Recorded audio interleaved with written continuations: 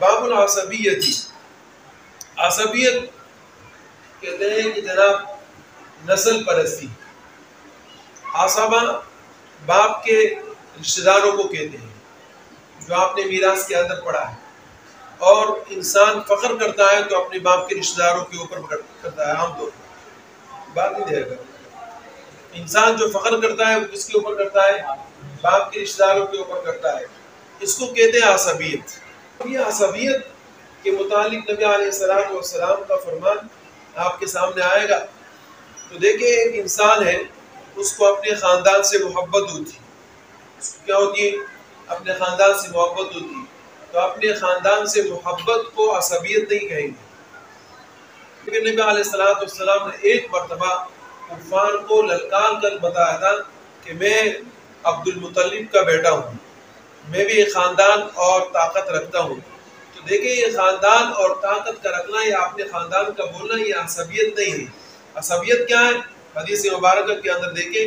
وبه قال حدثنا بشر بن هلال الصواف ابن عبد الوارث بن سعيد قال حدثنا ايوب عن غيلان بن جرير عن زياد بن رياح عن ابي هريره رضي الله تعالى عنه قال قال رسول الله صلى الله عليه وسلم من قاتل تحت رايه عميه، اگر کوئی آدمی اندھے جھنڈے کے نیچے لڑائی کرے.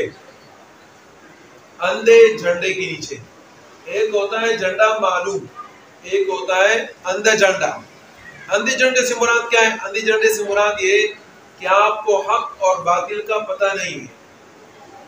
حق اور باطل کا پتہ نہیں ہے، یعنی آپ تمیز نہیں کر سکتے کہ کون سا جائز ہے اور کون سا ناجائز ہے، کون سا فریق حق کے اوپر ہے اور کون سا باطل ہے. سمجھ میں آ رہا ہے؟ کس کی طرف سے میں لڑ رہا ہوں، تو اس کا ضمیر کیا ہے، اور جس کے ساتھ میں لڑائی کر رہا ہوں ان کی نیت کیا ہے. ان چیزوں کی آپ کو پہچان نہیں ہے تو اس کو یہ کہا کہ اندھا جھنڈا ہے. کون سا ہے؟ اندھا جھنڈا.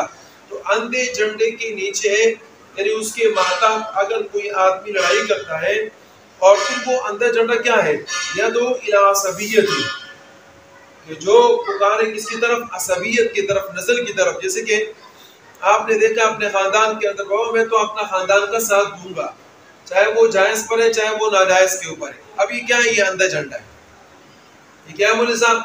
اندھا جھنڈا ہے. اب اس سے اللہ رب العزت نے ہمیں سورہ مائدہ کے اندر منع فرمایا ہے کونوا قوامین بالقسط للہ شہداء. صحیح جی، انصاف کے ساتھ گواہی دیا کریں. اگرچہ جناب وہ معاملہ آپ کے خلاف ہو، آپ کے والدین کے خلاف ہو یا آپ کے رشتہ داروں کے خلاف ہو، لیکن یہ ہے کہ آپ نے اپنا تعلق جو جاری رکھنا ہے وہ انصاف کے ساتھ ہے.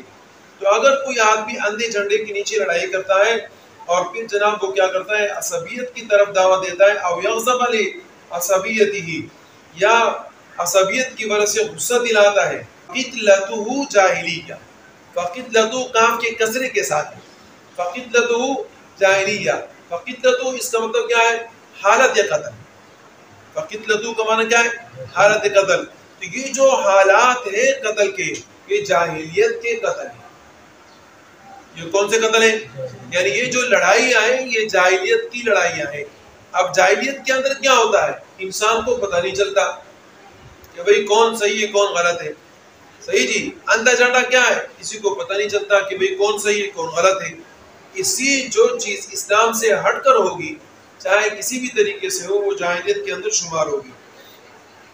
وبه قال حدثنا ابو بکر بن ابي شيبه قال حدثنا زياد بن ربيع اليحمدي عن عباد بن ابي كثير الشامي عن امرأة بن يقال لها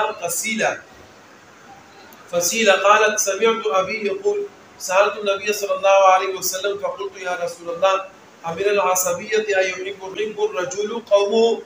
کیا عصبیت یہ کہ کوئی آدمی اپنے قوم کے ساتھ محبت کرے؟ قال لا، نبی علیہ السلام نے فرمایا نہیں. ولكن من العصبیت ان يعين الرجل قومه على الظلم. عصبیت یہ ہے کہ کوئی آدمی اپنے کسی آدمی کے ساتھ تعاون کرے، قومی آدمی کے ساتھ، قومی بھائی کے ساتھ تعاون کرے ظلم کے اوپر. یہ عصبیت ہے.